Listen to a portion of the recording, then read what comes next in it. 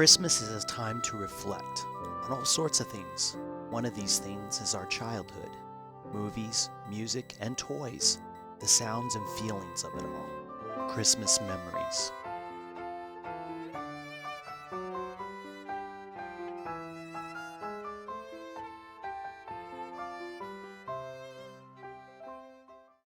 This year I'd like to give you a Christmas carol, penned and brought to life in the 19th of December in 1843 by novelist Charles Dickens. Known for such classics as Oliver Twist, A Tale of Two Cities, Great Expectations, and David Copperfield. This is the time of year I find myself watching 3 if not 6 versions of this novel's various iterations.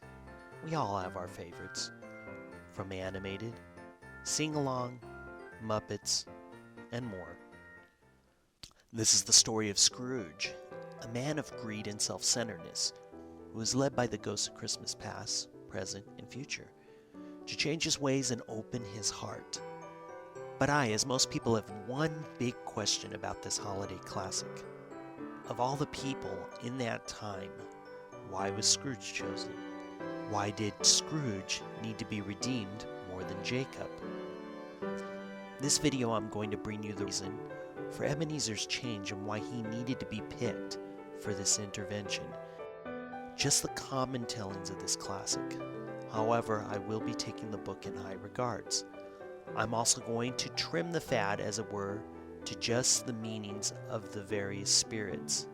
To me, all boils down to just 2 visits. First, Jacob Marley. His old partner Jacob Marley was the first spirit he meets. May not have been a spirit in the sense of titled with Christmas. It wasn't Christmas Jacob Marley. It's still a presence that was supernatural. Jacob in essence tells of the path that he trods and how he made it possible to give Scrooge this chance of redemption. We also see that Jacob can also travel and never be able to rest. We also see that Jacob cannot mend the wrongs of his past, but can only see it, but has no power to change anything. He shows Ebenezer the multitude of lost souls trying to help a woman cold and hungry in the snow. The second is the ghost of Christmas present. This spirit shows, to the most part, what Christmas means in the hearts of people who have been touched by Christmas. This is the most mean spirit out of all of them.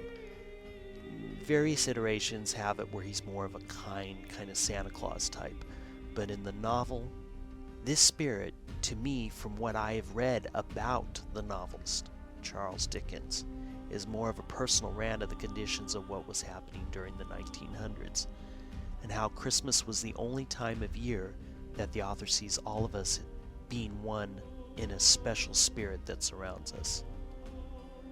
What can we get out of this? This spirit gives Ebenezer his turning point.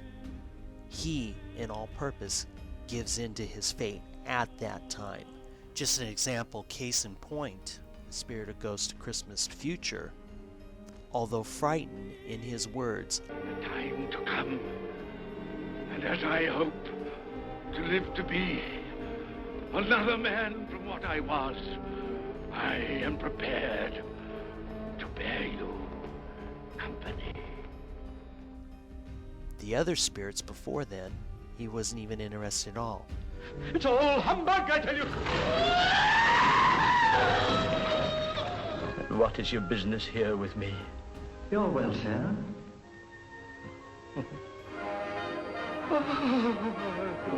Ebenezer, come in. This visit changed Ebenezer from being just thinking about himself to thinking about others. Why did Scrooge need to be redeemed more than Jacob? Let me tell you something. A Christmas Carol isn't about Scrooge's redemption. It's something a little bit more that I've picked up from my various iterations and knowing about the author. Just to tell you what I think, Scrooge was, to me, going to die that night. There was no escaping it. Thus the reason why he could see his dead partner.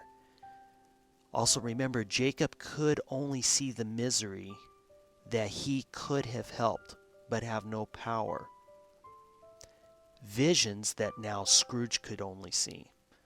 Like Jacob, Ebenezer traveled great distances from past, present, and future, all with no rest.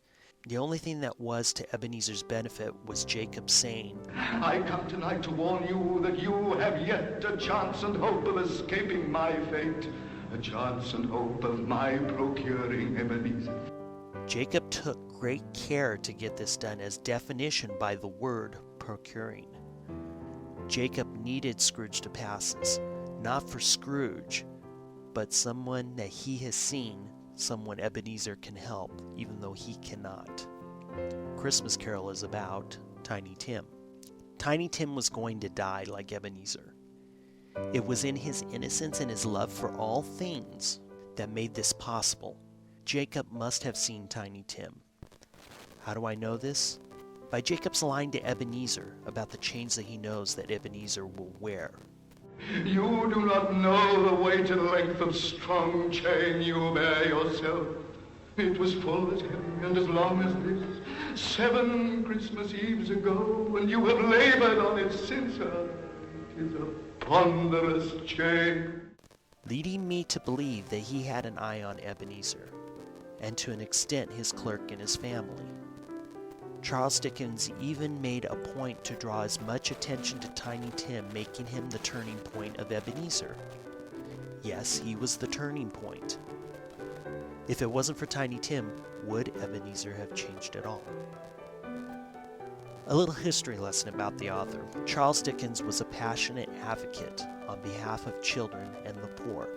It has been shown in quite a few of his novels, so it wouldn't be far-fetched to believe this. Remember, Tiny Tim was going to die. It even says that in the movies, and even in the novel.